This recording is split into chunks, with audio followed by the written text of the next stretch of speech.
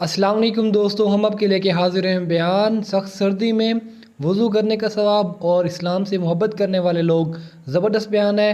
आपसे गुजारिश प्लीज़ बयान को पूरा सुने, लाइक कर दें, शेयर कर दें, चैनल को सब्सक्राइब कर दें और चलो चलते हैं बयान की तरफ। वो इश्क निभाया, कमाल कर दिया।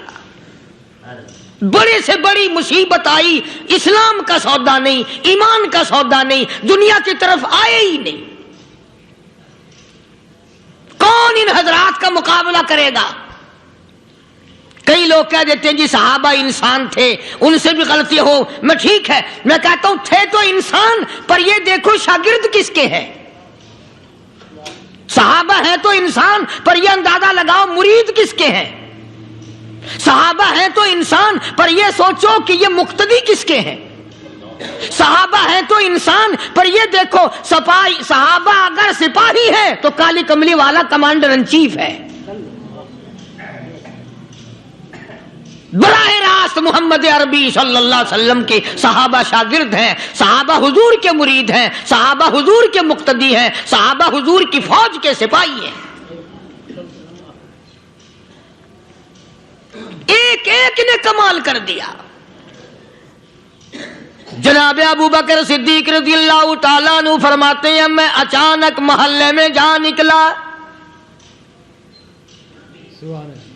अबू बकर कहता मेरी ये आदत थी, शुरू में जो इस्लाम आया मक्के में, चौधरी मारते हैं, रईस मारते हैं, सरदार मारते हैं, कमजोरों को मारते हैं। जो कलमा पढ़ता था पहाड़ टूट जाते थे। पैर पकड़कर मक्की की गलियों में घसीटा जाता था, चमड़ा उधड़ जाता था। आज ये बात कहना बड़ा आसान है। तबलीगी साथी सफर करते हैं, तकलीफ उठाते हैं, अगर जी जाओ काफिरों को कलमा सिखा के आओ। और कलमा तो तेरे पल्ले नहीं, तो काफिरों को तो फिर पहुंचाएंगे ना। 80-80 साल की उम्र है, कलमा सही नहीं आता। कब्र बिल्कुल सर पे है, मौत सर पे है, कब्र सामने है, फिर भी कलमा नहीं आता। और मैं तो कई मर्तबा कहा करता हूं कि यह भी फिक्र किया करो कि उस नबी की जात पर तुम दरूद पाक पढ़ते हो सल्लल्लाहु अलैहि वसल्लम, जिसकी जात पे खुद खुदा दरूद भेजता है, फरिश्ते भेजते हैं। हजारों बार मुझको अंबर से मुंह धो करके अगर दरूद पढ़ो तो डरना चाहिए बेअदबी ना हो जाए। तू गलत हो दरूद पढ़ता नबी की जात पे।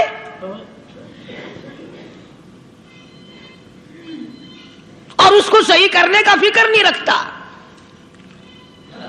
चुनाचे अबू बकर सिद्दीक रज़ियल्लाहु ताला अन्हु चक्कर लगाते लगाते एक मोहल्ले में जा निकले। वहां जाके देखा एक नौजवान है, गरीब सहाबी, नादार सहाबी, मुफलिस सहाबी, काफिर का गुलाम है, काली कमली वाले सल्लल्लाहु अलैहि वसल्लम का कलमा पढ़ता है। काफिरों ने पकड़कर गरम गरम रेत पे ऊंधा करके लिटाया हुआ है और कई काफिर उस सहाबी की कमर पे चढ़कर लताड़ रहे हैं। उसकी कमर पे चढ़े हुए हैं। जनाब अबू बकर सिद्दीक रज़ियल्लाहु ताला अन्हु फरमाते हैं, मैंने दूर से देखा, मैं समझ गया कोई गरीब आदमी है। जब मैं करीब गया, फरमाते हैं मेरी आंख ने देखा अबू फकीहा सहाबी, मैंने पहचान लिया। कई आदमियों के लताड़ने की वजह से, कई आदमियों की कमर पे चढ़ जाने की वजह से अबू बकर कहता है इतनी लंबी अबू फकीहा की जुबान बाहर निकल आई। मुंह से जुबान बाहर लटकी हुई है, मार रहे हैं काफिर। जनाब अबू बकर सिद्दीक रज़ियल्लाहु ताला अन्हु ने फरमा दिया ना मारो, अल्लाह का बंदा है। वो कहने लगे बंदा तो अल्लाह का होगा, गुलाम हमारा, और कलमा उस नबी का पढ़ता है।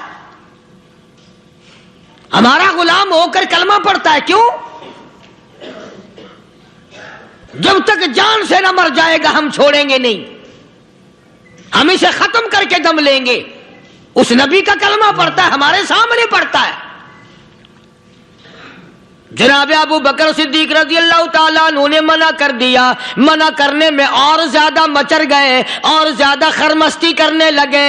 ابو بکر فرماتے ہیں میں بالکل قریب کھڑا تھا, ظالموں نے ابو فقیہ کی پسلیوں پہ کمر پہ چھلانگیں لگانی شروع کر دی. جناب صدیق اکبر رضی اللہ تعالیٰ عنہ فرماتے ہیں میں بالکل قریب کھڑا تھا جب انہوں نے چھلانگیں لگائیں. صحابی بے نوا اور مفلس غریب صحابی کی کمر پہ اچانک میرے کانوں میں کڑاک کڑاک کر کے پسلیاں ٹوٹنے کی آواز آنے لگی.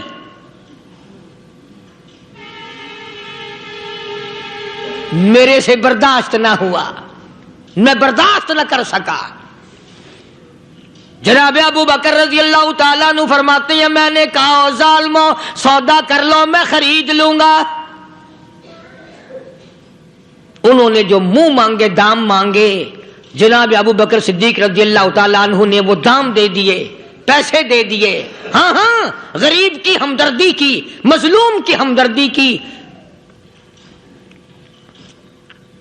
آج ہمارے پاس جو پیسہ ہے وہ کنجری پہ خرچ ہو سکتا ہے, بدماشی پہ خرچ ہو سکتا ہے, ٹیپ ٹلو اور فیشن پہ خرچ ہو سکتا ہے. اللہ کے دین پہ خرچ کرنے کی ہمیں توفیق نہیں ہوتی.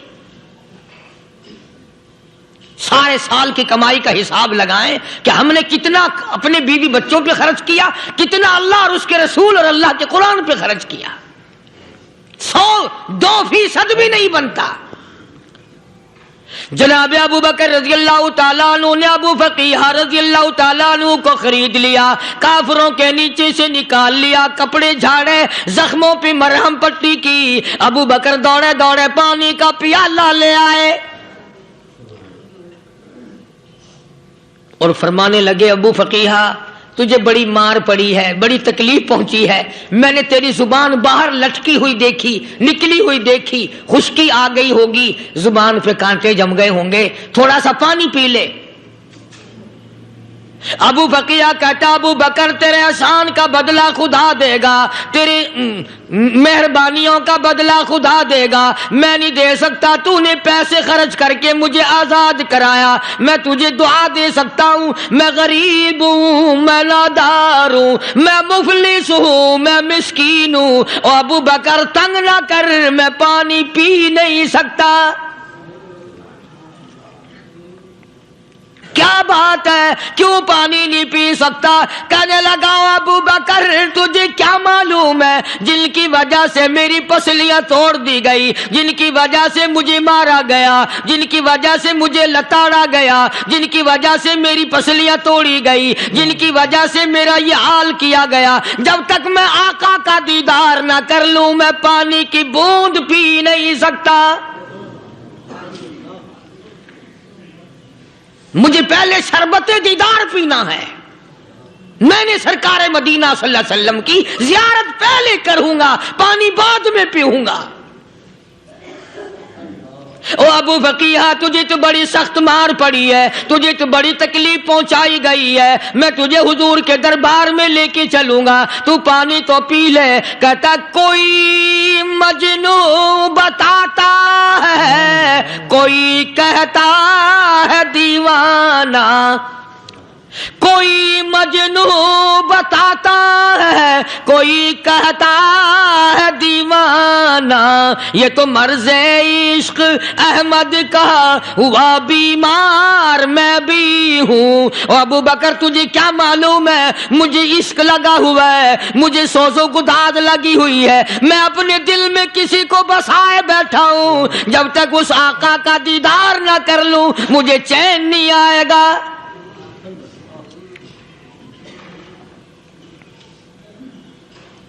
ہمیں عورتوں سے محبت ہے, ہمیں اولاد سے محبت ہے, ہمیں کوٹھی بنگلے سے پیار ہے, ہمیں روپے سے پیار ہے, ہمیں بڑی جاہ و حشم سے پیار ہے. اور خدا اور اس کے رسول سے پیار کرنے والے لوگ مدینے کے قبرستان میں سو گئے. قرآن سے پیار کرنے والے لوگ حضور کے درباری لوگ وہیں سو گئے. اندازہ لگاؤ، کوئی مار کھا کے اپنے ماں باپ کے پاس جائے گا، کوئی بھائی برادری میں جائے گا، کوئی تھانے میں رپورٹ لکھوانے جائے گا، کوئی اسپتال میں سرٹیفکیٹ لینے جائے گا، کوئی ڈاکٹری کرانے جائے گا۔ ابو فقیہہ تم کتنے خوش نصیب ہو، امام الانبیاء کے دربار میں چلے ہو۔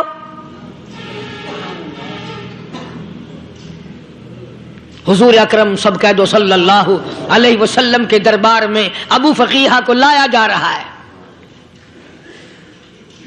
علماء نے لکھا ہے کہ جب ابو فقیہہ حضرت کے دربار میں پہنچے تو خبر تو پہلے تھی نہ کہ بڑی مار پڑی ہے، رحمت کائنات نے اٹھ کر سینے سے لگا لیا، تشریف فرما ہوئے۔ فرمایا ابو فقیہہ جی حضور، میں نے سنا ہے تو نے پانی نہیں پیا، اتنی مار پڑی، تیری پسلیاں توڑ دی گئی، تیری کمر پہ چھلانگیں لگائی گئی، تجھے گرم گرم لیت پہ لٹایا گیا، تیری زبان باہر نکل آئی، اور میں نے سنا ہے تو نے پانی نہیں پیا۔ کہتا ہے آقا ہاں نہیں پیا۔ فرمایا کیوں نہیں پیا؟ کہتا ہے آقا میں اس وقت پانی پیتا میرے منہ میں صرف پانی جاتا، اب پیوں گا ہاتھ تیرا ہوگا منہ میرا ہوگا، پانی میرے منہ میں جائے گا، مجھے حوض کوثر کا مزہ یہی آ جائے گا، مجھے لطف آئے گا محمد عربی صلی اللہ علیہ وسلم کے ہاتھ سے پانی پینے کا۔ علماء نے لکھا ہے کہ حضرت نے جب اپنے رحمت والے ہاتھ سے ہاں وہ انگلی چاند کو اشارہ کیا، جگر پھنس کر ٹکڑے ہو گئے، وہ انگلی اشارہ کیا، سورج واپس ہو گیا، وہ انگلی درخت اپنی جڑیں چھوڑ کر پیغمبر کے قدموں میں آ گئے، وہ انگلی جن میں کنکر پہاڑ کے لیے تو کلمہ پڑھنا شروع کر دیا، وہ انگلی اونٹ کی طرف کی تو بول پڑا، وہ انگلی چڑیاں سامنے آئی تو انہوں نے شکایت کر دی، وہ انگلی جن کو دیکھ کر کے بیت اللہ پھر گیا۔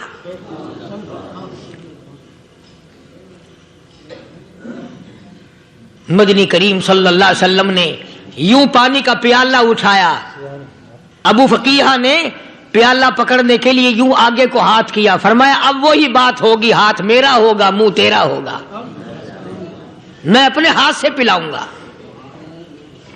ابو فقیہہ کو پانی پلا دیا، اور پانی پلانے کے بعد پوچھا اب تیرا کیا حال ہے، اب حال کیا ہے؟ کہتا ہے آقا تیرے چہرے پہ فدا شمس و قمر، تیرے چہرے پہ فدا شمس و قمر، تیری زلفوں پہ تصدق شام و سحر، تیرے چہرے پہ فدا شمس و قمر، تیری زلفوں پہ تصدق شام و سحر، رخسار پہ ٹھہرے کس کی نظر، تیری بانکے ادا کا کیا کہنا، او کالی کملی والے تیری زیارت ہوئی سارے دکھ بھول گیا، میرے سارے غم ٹل گئے، میرے سارے دکھ دور ہو گئے، میری ساری پریشانی دور ہو گئی، اور میں تو اب مزے میں ہوں۔ جناب ابو بکر صدیق رضی اللہ تعالیٰ عنہ نے مال خرچ کیا، صحابہ کرام کی جانیں بچائیں۔ قیامت کا دن ہوگا، ساری کائنات کی پیشی ہوگی، اللہ پاک پوچھے گا تو دنیا میں کیا کرتا تھا؟ کوئی کہے گا میں کھیتی باڑی کرتا تھا، کوئی کہے گا میں دفتر میں نوکر تھا، کوئی کہے گا میری دکان تھی، کوئی کہے گا میں یہ کمائی کرتا تھا، کوئی کہے گا میں یہ کمائی کرتا تھا۔ آئے گی باری ابو بکر کی، اللہ پاک پوچھے گا دنیا سے کیا لایا؟ ابو فقیہہ، حضرت بلال، حضرت نادیہ، حضرت زنیرہ اور کتنے صحابہ کرام کی جماعت کو پکڑ کر اللہ کی عدالت میں کھڑا کر کے ابو بکر کہے گا الہی صدیق کی کمائی تیرے سامنے موجود ہے۔ مبارک ہیں یہ لوگ کہ ان حضرات نے محض اللہ اور اس کے رسول کریم صلی اللہ علیہ وسلم کو راضی کرنے کے لیے اپنا سب کچھ قربان کر دیا، اور خود رسول کریم صلی اللہ علیہ وسلم نے ان کو ایسی تعلیم دی، ایسے اخلاق دیے کہ حد ہو گئی۔ دربار رسالت ہے، ایک کافر مسافر آتا ہے بھی کافر، ہے بھی مسافر، ہے بھی معمر، بوڑھا آدمی ہے۔ کبھی کبھی سوچتا ہوں کہ اس زمانے کے تو کافروں میں بھی کوئی خوبی ہوا کرتی تھی، منافقت تو نہیں تھی نا، منافقت نہیں تھی، چال بازی نہیں کرتے تھے، ہیرا پھیری نہیں کرتے تھے۔ وہ بوڑھا مسافر کافر سرکار دو عالم صلی اللہ علیہ وسلم کے دربار میں آیا، آ کے کہنے لگا نبی اللہ میں بوڑھا ہوں، مسافر ہوں بھی تیرا اور تیرے خدا کا منکر، پر میں سوال کرتا ہوں کوئی سواری دو، میرا گھر بڑا دور ہے، میں اس پر سوار ہو کر اپنے گھر پہنچ جاؤں۔ حالانکہ مسلمانوں کے پاس سواریاں کہاں تھیں، خود تنگی میں تھے، وطن چھوڑ کے آئے، قربانیاں دے کے آئے، پتے چباتے ہوئے آئے، پانی پورا رج کے پینے کے لیے پانی نہیں ملتا۔ اور حضور کریم صلی اللہ علیہ وسلم کو پتا تھا کہ یہ سوال کرنے والا ہمارے عقیدے کا نہیں، رحمت کائنات کا دریائے کرم جو اس میں آیا، صحابہ کرام کی طرف خطاب کر کے فرمایا کون ہے جو آج میں محمد الرسول اللہ صلی اللہ علیہ وسلم کو سواری دے، کون ہے جو آج مجھے سواری دے، میں جنت میں اعلیٰ درجے کی سواری کا وعدہ کرتا ہوں۔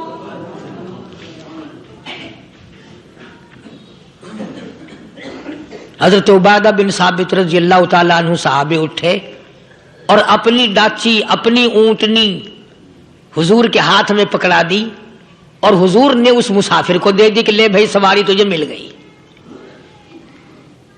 اب وہ مسافر جو تھا بوڑھا، وہ کہنے لگا جی میرے پاس کپڑا بھی نہیں ہے۔ اب تم جیسا اگر کوئی سیٹ ہوتا نا، آنکھیں نکالتا کہ ہم نے تیرے لیے یہاں کو ٹیکسٹائل مل چلا رکھے، سواری مل گئی تو اور آگے کو چل گیا، راستہ پکڑا پڑا جا۔ خدا جانے دھکے دیتے، خدا جانے مکے مارتے، خدا جانے کتنی باتیں بناتے۔ امام الانبیاء محبوب کبریا حضرت محمد مصطفیٰ صلی اللہ تعالی علیہ وسلم پھر کھڑے ہو گئے، صحابہ کرام کو خطاب کر کے فرمایا کون ہے جو آج مجھے کپڑا دے، کل میں جنت میں اعلیٰ درجے کی پوشاک اور لباس جوڑوں کا وعدہ کرتا ہوں۔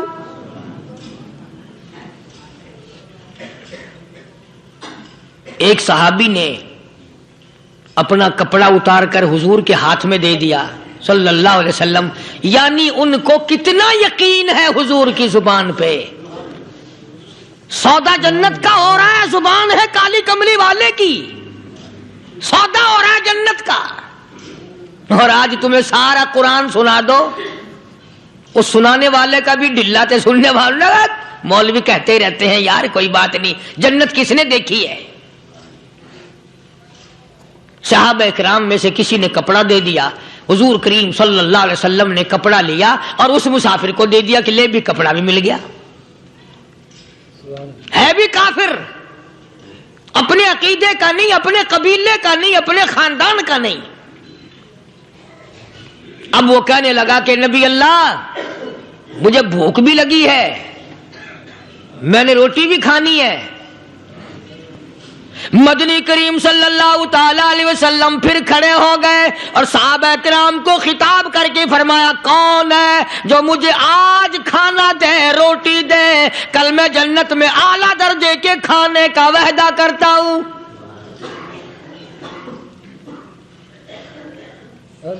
اس سوال کا جواب پورے مجمع میں سے نہ ملا، یوں لکھا علماء نے 300 صحابہ کا مجمع بیٹھا ہوا تھا۔ فاقہ ہو 300 صحابہ کا بھی فاقہ، کالی کملی والے کا بھی فاقہ، 3 دن سے کچھ نہیں کھایا، کچھ نہیں ملا، کوئی جواب نہ ملا، صحابہ کرام کی جماعت خاموش رہ گئی۔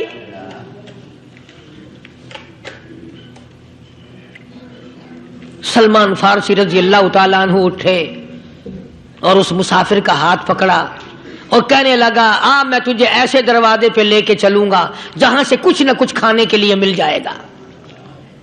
آیا ہے سلمان فارسی مسافر کو لے کر خاتون جنت سیدہ فاطمہ الزہرا رضی اللہ تعالیٰ عنہ کے دروازے پہ اور آواز لگائی، یا اہل بیت رسول اللہ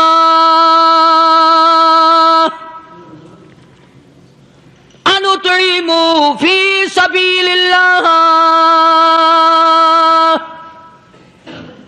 او نبی کی لخت جگر، نبی کی نوری نظر اور نبی کے جگر کے ٹکڑے اور کالی کملی والے کی بیٹی، اے فاطمہ ایک آدمی بھوکا ہے، کھانا کھلانا ہے، اس کے لیے کھانا بھیجو۔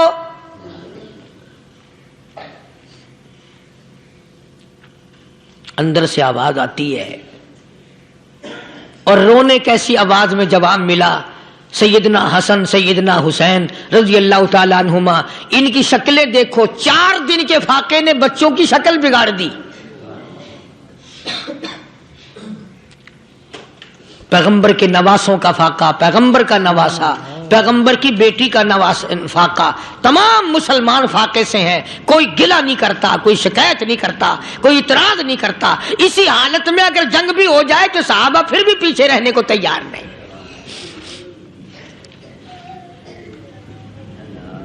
جب اندر سے یہ جواب ملا کہ تمہارا تو 3 دن کا فاقہ ہے، فاطمہ کہتی ہے میرا اور میرے بچوں کا 4 دن کا فاقہ ہے، تو سلمان فارسی اس مسافر کو لے کے واپس ہونے لگا۔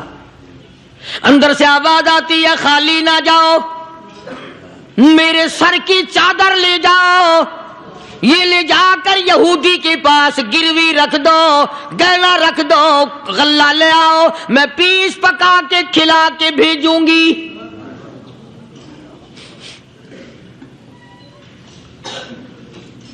کہاں آج ایسے سخی عورت ہیں، کہاں ایسے سخی مرد ہیں؟ مسافر کو کون کھلائے، دین پر خرچ کون کرے؟ کسی طالب علموں کو، آپ میں سے اکثریت ایسے لوگوں کی ہے جنہوں نے ساری عمر میں، سارے سال میں کبھی ایک قرآن پڑھنے والے طالب علم کو روٹی نہیں کھلائی ہوگی، اور پھر یہ کبھی نہیں سوچا کہ میں آخر کما رہا ہوں تو کیا کر رہا ہوں۔ بس شیطان یوں کہہ دیتا ہے یہ تو بڑے بڑے امیروں کا کام ہے، تو غریب آدمی ہے، تیرے بس کا یہ کہاں کام ہے؟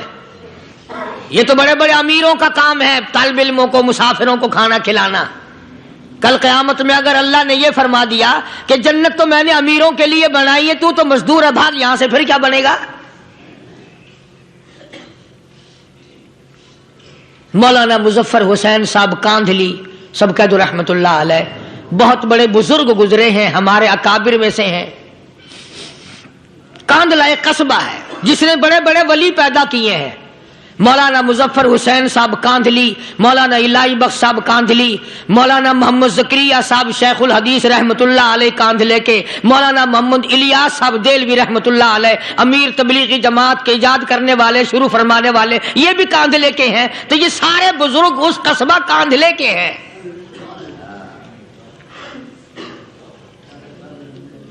تو مولانا مظفر حسین پانی پت سے پیدل چل دیے اپنے کاندھلے کرانے کی طرف۔ راستے میں ایک بستی آئی، شام ہو گئی تو حضرت نے وہیں قیام کر لیا، ٹھہر گئے، عصر کی نماز پڑھی، مغرب کی نماز پڑھی، مسجد میں صفائی کی، اذان دی، کوئی ایک آدھ آدمی آیا تو جماعت کر لی۔ وہ جو آدمی آیا اس نے پوچھا مولانا آپ مسافر ہیں؟ کہ جی ہاں۔ کہ رات کو یہیں رہو گے؟ کہ جی حضور۔ وہ آدمی 3 روٹیاں لے کر آیا اور مولانا نے وہ 3 روٹیاں کھا لی اور سو گئے۔ تو مولانا فرماتے ہیں کہ مجھے اس رات میں حضور اکرم صلی اللہ علیہ وسلم کا 3 مرتبہ دیدار مل گیا، 3 مرتبہ حضور کی مجھے زیارت ملی۔ مولانا فرماتے ہیں میں تو اگلے دن بھی وہاں ٹھہر گیا کہ یہ جگہ چھوڑنے کی ہے، جہاں اتنی بڑی دولت ملے یہاں تو ساری عمر پڑا رہے آدمی۔ تو حضرت فرماتے ہیں کہ اگلے دن وہی مسافر مولانا مسافر ہیں اور وہی آدمی ہے, 2 روٹیاں لے کر آیا اور مولانا فرماتے میں نے 2 روٹیاں کھا لی تو اس رات کو مجھے 2 مرتبہ حضور صلی اللہ علیہ وسلم کا دیدار ملا. میں تیسرے دن بھی وہیں ٹھہر گیا. تیسرے دن شام کو وہی آدمی 1 روٹی لے کر آیا اور میں نے وہ روٹی کھا لی تو اس رات کو حضور کریم صلی اللہ علیہ وسلم کی 1 مرتبہ زیارت ہوئی, 1 مرتبہ دیدار ملا. تو مولانا فرماتے ہیں میری سمجھ میں یہ بات بیٹھ گئی کہ یہ نہ تو جگہ کی برکت نہ بستی کی برکت, یہ تو اس کی روٹیوں کی برکت ہے. 3 کھائی تو 3 مرتبہ دیدار ہوا, 2 کھائی تو 2 مرتبہ دیدار ہوا, 1 کھائی تو 1 مرتبہ. یہ تو اس کی روٹی کی کرامت ہے. تو وہی آدمی جو روٹی لانے والا تھا وہ کہنے لگا مولانا کل آپ تشریف لے جائیں, یہاں نہ ٹھہرنا. تو حضرت فرماتے ہیں میں نے کہا کیوں بھائی, مجھے تو ایسی دولت مل رہی ہے میں یہیں پڑھا رہا ہوں. وہ کہنے لگا اللہ والے آپ کو پتہ نہیں, پرسوں میں مزدوری کر کے اتنا ہی آٹا لایا تھا کہ 3 روٹیاں بنی. اتنا ہی آٹا بنا تھا, 3 روٹیاں بنی. میں اپنے نام کی روٹی اٹھا کے چل دیا. میری بیوی نے پوچھا کہاں؟ میں نے بتایا مسجد میں ایک اللہ والا مسافر ہے. وہ کہنے لگی میں بھی فاقہ کر لوں گی, میرے نام کی روٹی بھی اس مسافر کے لیے لے جا. کہتا ہے میں نے دونوں اٹھا لی. تیسری روٹی ایک بچہ ہمارا اس کے لیے چھوڑ دی. وہ بچہ کہنے لگا اچھا ماں باپ جنت میں جائیں, بیٹا کدھر رہے گا, میں بھی فاقہ کروں گا, میرے نام کی بھی لے جا.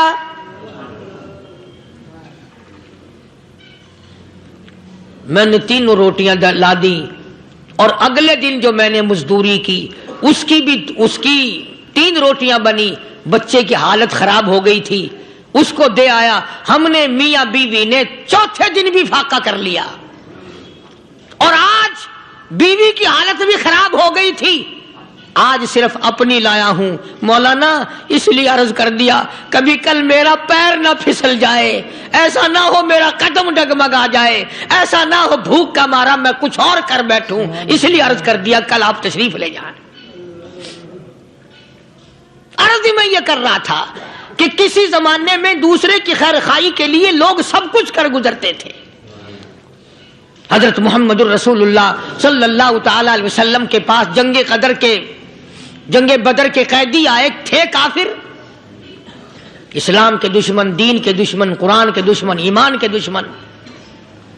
مگر صحابہ کرام کو فرمایا یہ میرے مہمان ہیں. حضور نے فرما دیا صلی اللہ علیہ وسلم. ایک صحابی جو ایک مہمان کو لے گیا, حضور کے مہمان کو, تھے جنگی قیدی. علماء کرام نے لکھا صحابی کے گھر میں کھانا تھوڑا تھا, اس کافر کو تو کھانا دے دیا, آپ اس کے پاس بیٹھ کر درخت کے پتے چبا لیے. دوسرا دن آیا پھر ایسا ہی کیا, اس حضور کے مہمان جنگ بدر کے قیدی کافر کو کھانا کھلایا, خود درخت کے پتے چبا لیے. تیسرا دن آیا وہ جنگی کافر کہنے لگا, قیدی کہنے لگا آج پہلے کلمہ پڑھا پھر روٹی کھلا. میں پہلے مسلمان بنتا ہوں اس کے بعد میں کھانا کھاؤں گا. ارے تم اتنے اپنے اوپر دوسرے کو ترجیح دیتے ہو کہ ہم کافر بھی ہیں, تمہیں مارنے والے تمہیں مارنے آئے تھے اور تمہارا حال یہ کر دیا کالی کمری والے نے کہ خود پتے چباتے ہو, دشمن کو کھانا کھلاتے ہو, خود درختوں کے پتے چبا رہے ہو. محمد صلی اللہ علیہ وسلم نے تمہیں اتنا اونچا بنا دیا, نگاہ نبوت نے تمہیں ایسا رنگ دیا اور نبی کے دروازے نے تمہیں وہ دیا کہ قیامت آ سکتی ہے مگر صحابہ تمہاری دولت نہیں چھین سکتی.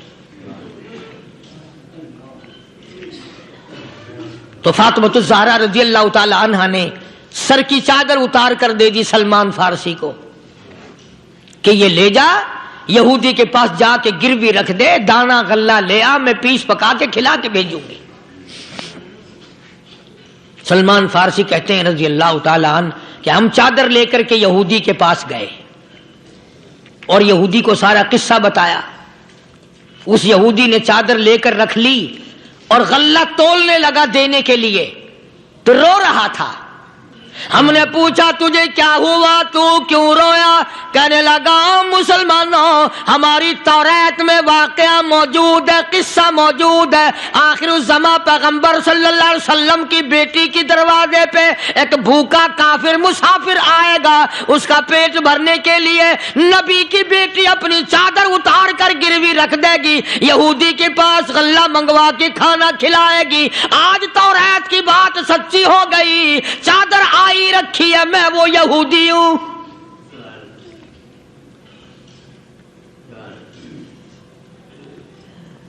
اور غلہ تول کر دے دیا۔ سلمان فارسی کہتے ہیں یہودی میری ساتھ ساتھ چل دیا۔ خاتون جنت سیدہ فاطمہ الزہرا رضی اللہ تعالی عنہا کے دروازے پہ آیا، اور جب ہم نے غلہ دے دیا، چادر بھی اندر یہودی نے پہنچا دی کہ میں چادر بھی واپس دینے آیا ہوں، اور سلمان کو کہنے لگا اب دیر نہ لگا، دیر نہ کر، کیوں؟ میری توریت نے تصدیق کر دی کہ یہ نبی برحق ہے، اب ایسا نہ ہو میرا دم نکل جائے، میں کفر پہ مر جاؤں، جلدی کر، مجھے سرکار کے دربار میں لے چل، میں مسلمان بنتا ہوں۔ اور اسی کو جا کے کہنے لگا تیری صورت، تیری سیرت، تیرا نقشہ، تیرا جلوہ، تیری صورت، تیری سیرت، تیرا نقشہ، تیرا جلوہ، تبسم گفتگو بندہ نوازی، خندہ پیشانی، او کالی کملی والے میرا دل ہو، تیرا گھر ہو، تیرا در ہو، میرا سر ہو، تمنا مختصر سی ہے مگر تمہید طولانی۔ یہودی نے ضد نہیں کی۔ آج کا مسلمان کہلانے والا ضد کرتا ہے، ضد ضد میں مارا جاتا ہے، ہائے ہم یوں ہیں، یہ یوں ہے۔ وہ یہودی اچھا نکلا، ذرا سی بات اس کے سامنے آئی فوراً سمجھ گیا، سرکار کے دربار میں جا کر غلامی قبول کر لی۔ بے شمار صحابہ کرام ہیں جنہوں نے اللہ کی راہ میں وہ دکھ اٹھائے، وہ پریشانیاں جھیلیں۔ اللہ غنی، مکہ مکرمہ میں سیدنا ابو جندل رضی اللہ تعالی عنہ صحابی ہے، ایمان قبول کر لیا، کلمہ پڑھ بیٹھا، بس کافروں کے لیے مشغلہ بن گیا، تماشا بن گیا، روزانہ مارتے ہیں۔ اندازہ لگاؤ مسلمانوں، ملتان کے رہنے والوں، سارا مکہ مارنے والا ایک ابو جندل مار کھانے والا۔ لڑکے مارتے ہیں، جوان مارتے ہیں، بوڑھے مارتے ہیں، پیر پکڑ کر مکے کی گلیوں میں گھسیٹے گھسیٹے پھرتے ہیں۔ رحمت کائنات حضرت محمد رسول اللہ صلی اللہ تعالی علیہ وسلم عمرے کے لیے تشریف لائے ہیں، کفار مکہ نے روک دیے۔ حدیبیہ میں مکے سے 6 میل پر حضور صلی اللہ علیہ وسلم تشریف فرما ہے، صحابہ کرام کی فوج ہے، لشکر ہے، سرکار دو عالم ہے صلی اللہ علیہ وسلم۔ ذرا توجہ کرنا، کلیجے پہ ہاتھ رکھ کے ابو جندل کے پیروں میں بیڑیاں ڈال رکھی ہیں، چلا نہ جائے، مدینے نہ بھاگ جائے، کھسک نہ جائے، نکل نہ جائے۔ ابو جندل یہ آس لگا کر، یہ آرزو لگا کر مدینے کی طرف چلا جاؤں گا، مسلمان قریب آئے ہوئے ان میں شامل ہو جاؤں گا، میں بھی آزادی سے نماز پڑھوں گا، کالی کملی والے کا دیدار کیا کروں گا، میرے مصیبتوں کے دن ختم ہو جائیں گے، میری تکلیف کے دن ختم ہو جائیں گے، میری مصیبتیں ٹل جائیں گی۔ گرتا پڑتا پہاڑوں کے اوپر سے چڑھتا اترتا بڑی مشکل سے حضور کے دربار میں پہنچا۔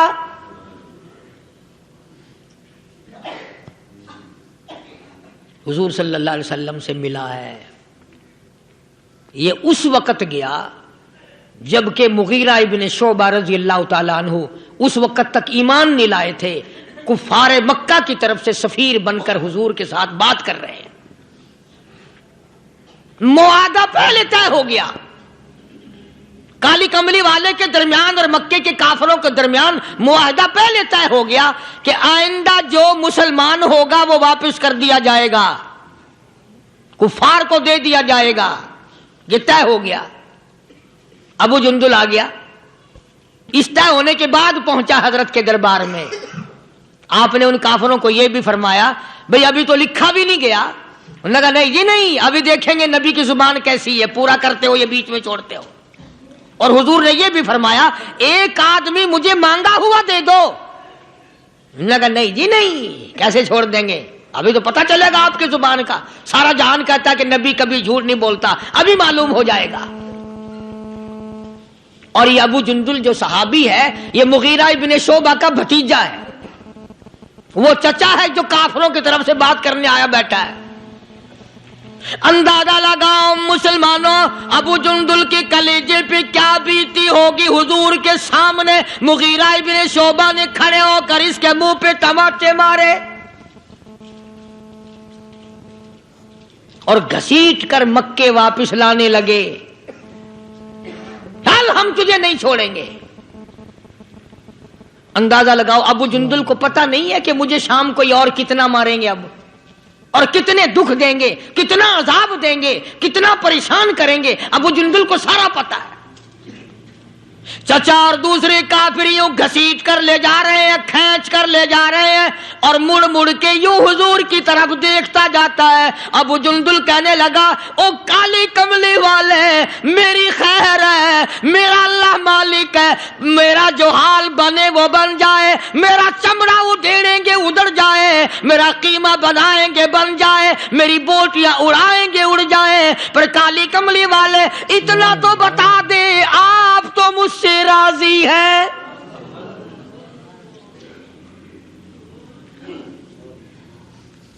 آپ اتنا فرما دیں آپ تو راضی ہیں نا۔ فرمایا ابو جندل میں راضی میرا خدا راضی۔ کہتا پرواہ نہیں، تو راضی رہ میرا کچھ بن جائے۔ تم جیسا ہوتا تو بگڑ جاتا، واہ جی واہ، خود یہاں موج کر رہے ہیں میں وہاں اکیلا پھنسا رہا ہوں، میں نہیں جاتا ہوں، وعدہ تم نے کیا ہوگا، میرا تو کسی سے معاہدہ نہیں۔ ہزارہ باتیں بناتے، ہزارہ بیچ میں سے چنانچہ نکالتے۔ صحابہ وہ ہیں جنہوں نے غلامی کی ہے، تکلیف آئی پرواہ نہ کی، قیمہ بنا دیا گیا پرواہ نہ کی، بوٹیاں اڑا دی گئی پرواہ نہ کی۔ ایسے لوگ پیدا کیے محمد صلی اللہ علیہ وسلم نے کہ زمین کے اوپر آسمان کے نیچے غلامی کرنے کے لیے ایسے لوگ آئے ہی نہیں۔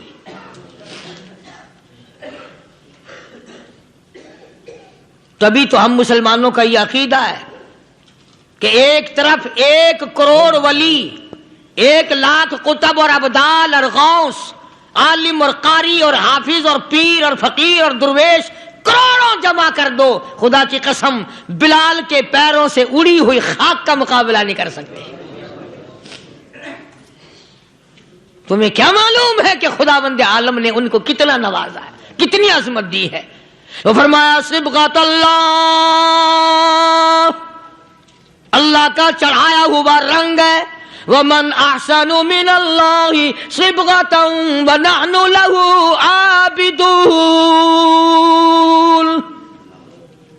کون اللہ کے چڑھائے ہوئے رنگ کو اتار سکتا ہے؟ اور جو نشہ خدا چڑھا دے اسے کون اتارے؟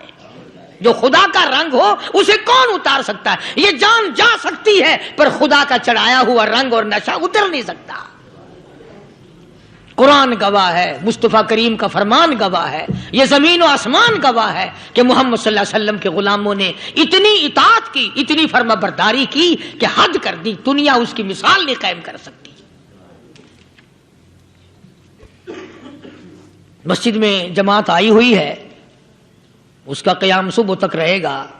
علاقے کے دوستوں کو، لوگوں کو چاہیے کہ وہ جتنا وقت بھی ان کے ساتھ خرچ کر سکیں اس سے گریز نہ کرو۔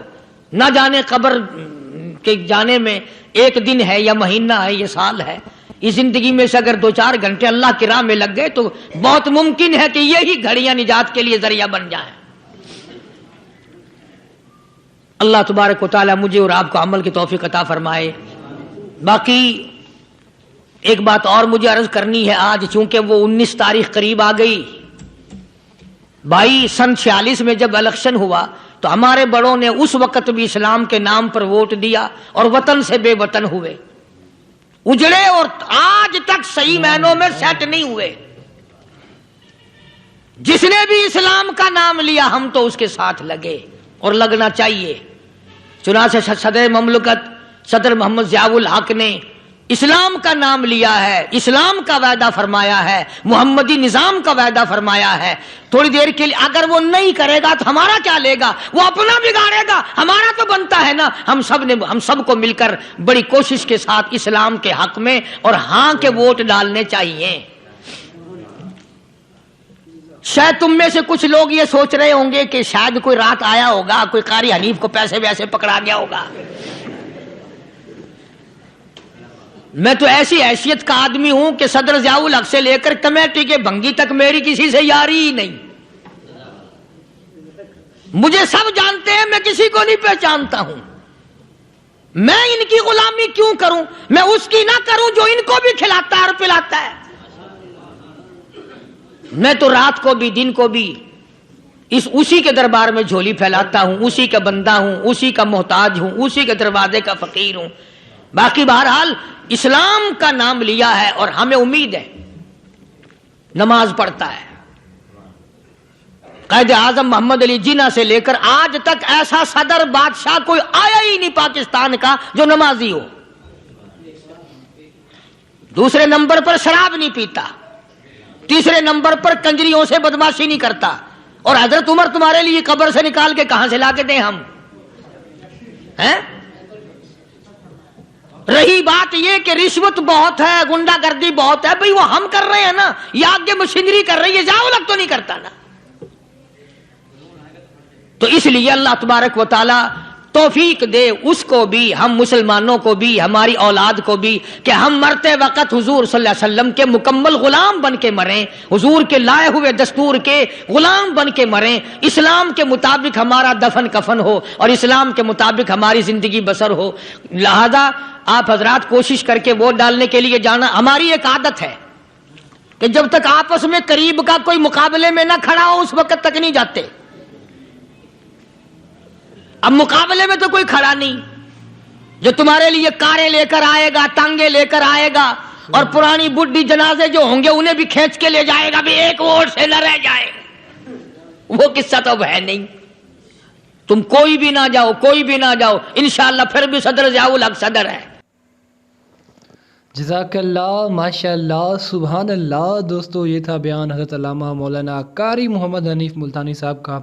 اللہ تعالیٰ قاری حنیف ملتانی صاحب کو جنت میں اعلیٰ مقام عطا فرمائے، اللہ تعالیٰ قاری حنیف صاحب کی مغفرت فرمائے، اور اللہ تعالیٰ قاری حنیف ملتانی صاحب کے درجات بلند فرمائے۔ دوستو اگر آپ کو بیان اچھا لگا تو پلیز لائک کر دیں، ہمارے چینل محمد صلی اللہ علیہ وسلم کو سبسکرائب کر دیں، اور بیل آئکن بٹن دبانا مت بھولے گا تاکہ آپ کو ہمارے لیٹسٹ بیانات ملتے رہیں قاری حنیف صاحب کے۔ ضرور سبسکرائب کر دیں، سپورٹ کر دیں۔ ملتے ہیں نیکسٹ ویڈیو میں، نیکسٹ بیان میں، تب تک اللہ حافظ۔